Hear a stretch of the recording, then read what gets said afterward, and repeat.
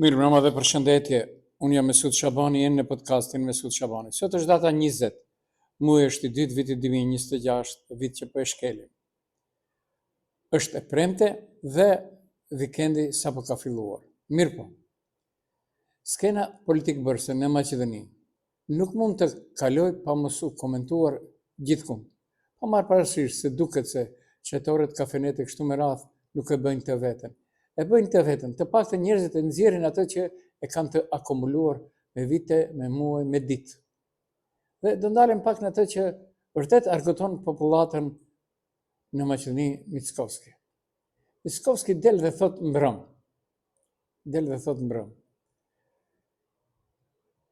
Maqedonia në ve në vitin 2027, por pa të drejtë vote.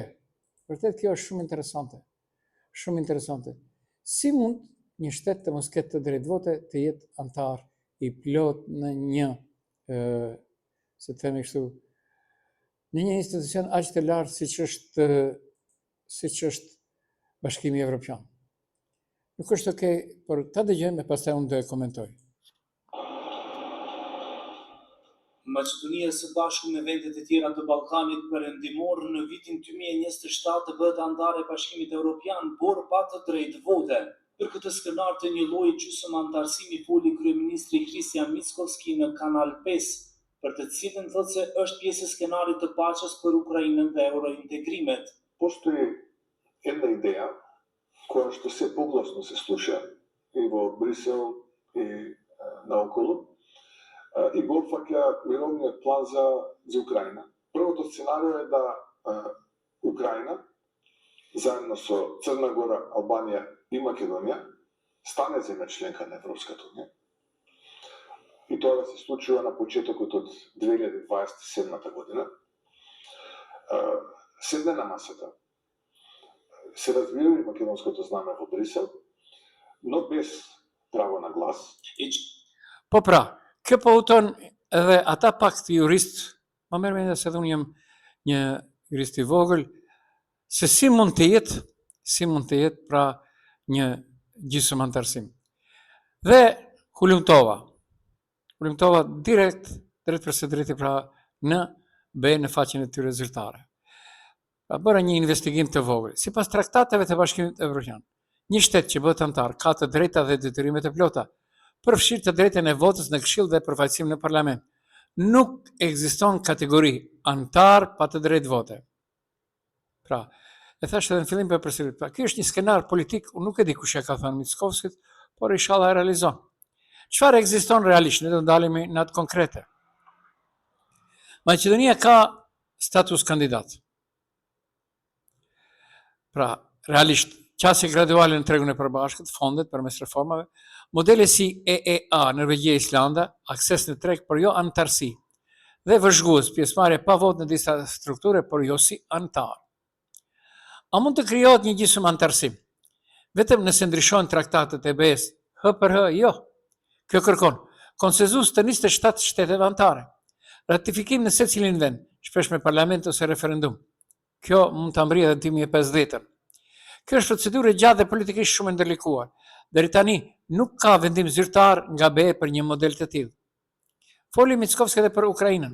Ukraina ka status kandidat dhe procesi i saj është i veçantë për shkak të luftës, por as për Ukrainën nuk është shpallur model antar pa vote, thon faqet zyrtare të BE-s.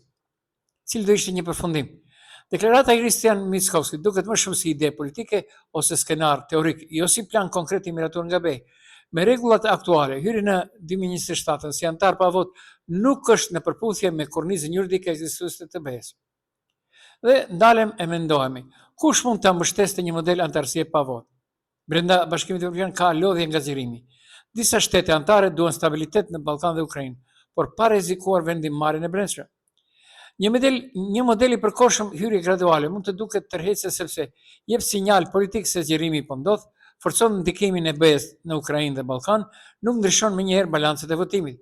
Kjo do të pëlqejë sidomos nga shtetet që duan stabilitet gjeopolitik, por kanë frikë nga bllokimi në Këshill. Kush do ta kundërshtonte këtë ide? Shumë vende anëtare do ta shihnin si precedent të rrezikshëm. Antar pa votë krijon kategori të re brenda BE-s. Rrezikon të krijojë BE me dy shpejtësi të formalizuara, mund të prodhojë tensione të brendshme juridike. Edhe vetë shtetet kandidate mund të refuzojnë sepse do merrin detyrime pa fuqi reale vendimmarrëse. Do të perceptohet si status i dorës së dytë. Për Maqedoninë e Veriut, këtë do ishte politikisht e vështirë për të shitur si sukses historik. A është viti 2027 realist? Me ritmin aktual të negociatave për Ballkanin Perëndimor, jo. Është edhe në skenar optimist. Duhet mbyllur kapitujt, duhet reforma serioze në sundimin e ligjit, duhet ratifikim unanim i 27 anëtarëve.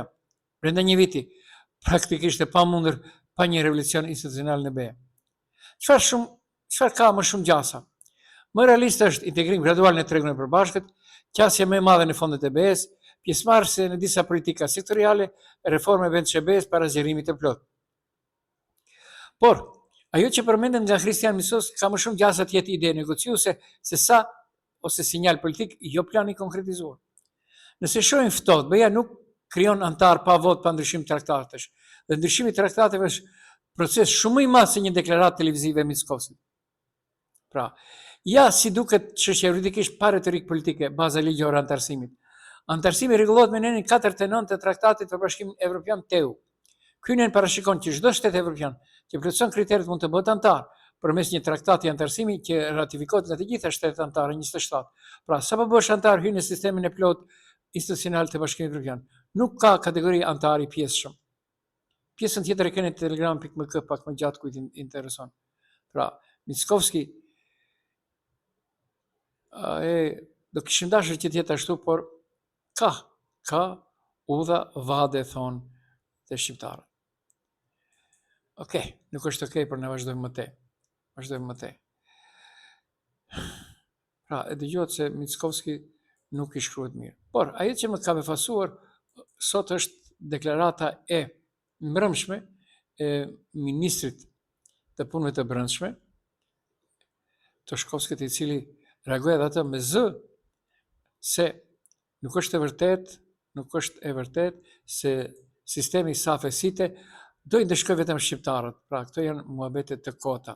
Kur janë muhabete të kota, unë do kisha pyetur për një shokun tim, ministër, më tha, pyete ministrin, pse atëherë vetëm në 3 qytete, jo në gjithë shtetin?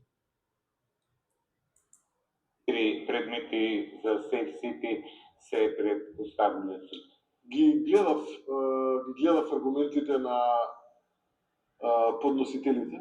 Наистина, мислам, од правен аспект, мислам дека се тотално неизбежно.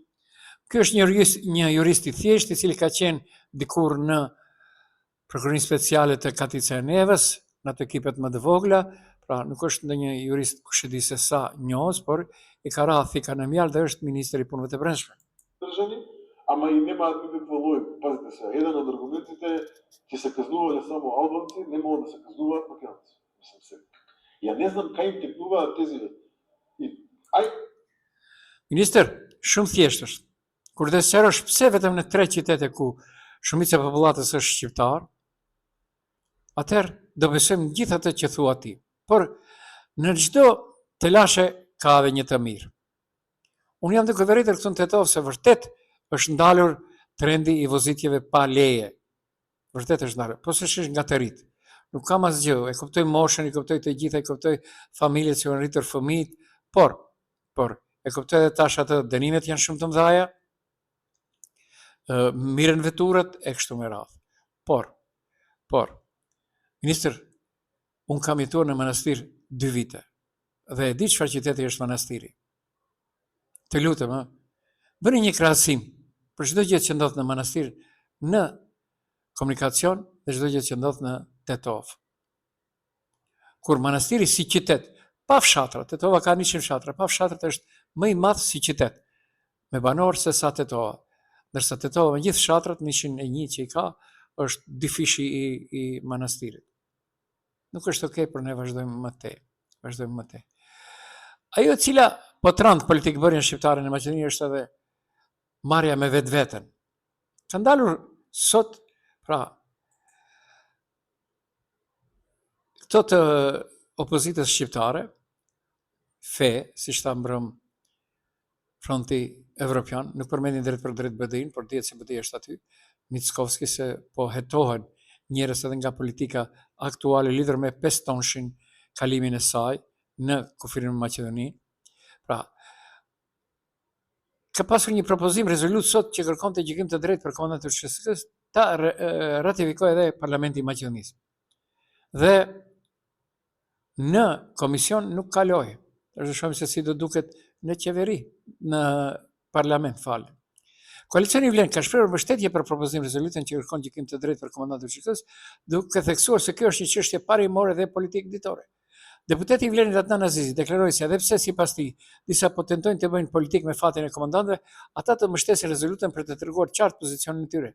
Në reagimin e tij Azizi hodhi kritikat drejt për drejtë ndaj liderit të VD Sali Ahmetit, duke pyetur se në anën e kujt është ai, ndërsa shtoi se asnjë rezolutë Selimerlike nuk mund të zhbërë si shta lobimet e mëhershme për gjykatën speciale. Okej. Të shohim në vitit edhe në parlament, të shohim se si, por pas asaj që bëri kryeministri shqiptar dje në Shtetet e Bashkuara të Amerikës para gjithë asaj bote, më duket se do ndryshojnë shumë gjëra. Nuk është okej, por unë vazhdoj më tej. Do dalem pak edhe me Bilat Kasamin. E mbani mend kur Janevska Bilat Kasamit i tha tu në Tetov. Të lutem, ose të bëjshin përkthime në maqedonisht, pasi si shta, duhet ta kuptojnë edhe ata që nuk e dinë shqipen.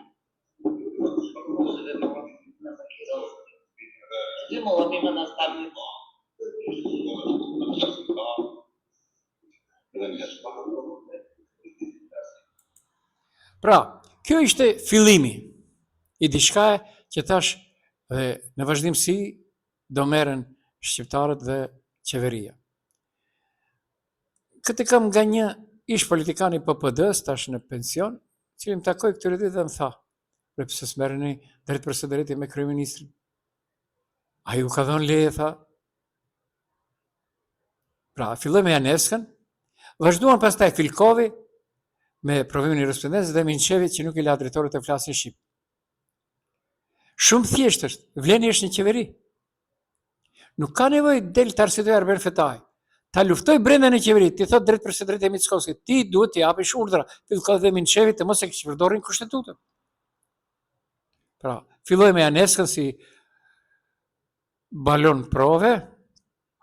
Pra, përdorimi zyrtar i gjuhës shqipte garanton kushtetuta me në shtat.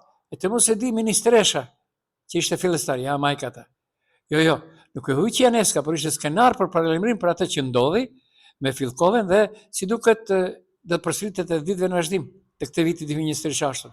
Sepse të mos jetë pa informuar Janevska, ai është doktor profesorësh në Fakultetin e Mjekësisë në Universitetin Shtetëror Kirill dhe Metodën e Shkup.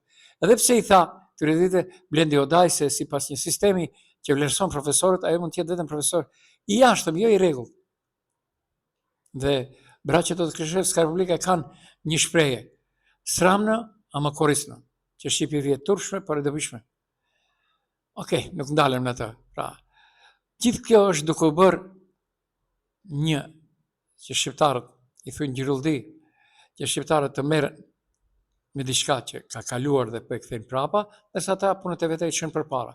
Për të kthyer prapë gjërat duhet edhe disa vjete, sepse ja, e pa sa i mirë ishte vëmëre, në lëshoj pe këtu, do thotë Vleni ose nesër BDI-ja, kush do vijë në pushtet. Pra është koha që duhet të tregohet nuk ka kthim prapa, vetëm çështje përpara. Pra nuk është kjo vetëm çështje gjuhë, është çështje standardi institucional. A respektohet ligji në mënyrë konsistente dhe a menaxhon situatat pa provokime publike? Nëse institucioni nuk vendos rregulla të qartë komunikimi, për shembull përdorim paralel të gjuhëve në përkthim, këto situata do përsëriten dhe normal është. Pra, situata është e qartë politikisht. Kur disa ministra marrin vendime të ndjeshme për gjuhën dhe kryeministri nuk i ndalon, përgjegjësia shkon deri në maj politike. Nëse Kristian Mickovski nuk reagon ndaj veprimeve të ministrave si Igor Filker, provimin e Shqip, apo Goran Minçev ndalimi për përdorimin e shqipes në mbledhje, atëherë politikisht kjo shihet si miratim i heshtur ose si mungesë kontrolli mbi qeverinë. Në praktik, kryeministri ka mekanizma, mund të kërkojë shpjegim, të japë udhëzimat dhe të propozojë shkarkim. Bile, ajo më interesante ishte deklarata për Arsim Idrizin. Nëse përsëri nuk drejtohet në gjuhën maqedonase, do shkarkohet. Pra, nuk është e parë që Mickovski jep urdhra. I dha urdhra Bilat Kasamit për Bervenicën, u dha urdhra për Kërçovën, u dha urdhra për Strugën. Nuk është okej, por unë vazhdoj edhe pak më tej. Dhe, tetova vlon. Qend lehin që lehin. Nuk ka, është Gabriel Garcia Marquez, një shkrimtar latinoamerikan, i cili thotë, nuk ka generalit kush t'i shkruaj, kote ka. Por, vleni të paktën në argëtor me diçka. Mund të ketë këtu 3 muaj. Dhe unë e pata përsëritër se ministri pa parti, që është në qeveri, ato janë 2, pra është Azir Aliu dhe Arben Fetaj. Azir Aliu pretendonte që atëherë, në kam bërë publik edhe në shkrim edhe në këto emisionet e podcasteve, se pret që të vi koha e drejtorit për në AEK, apo AKE, Agjencisë për Komunikime Elektronike. Dhe ja erdhi.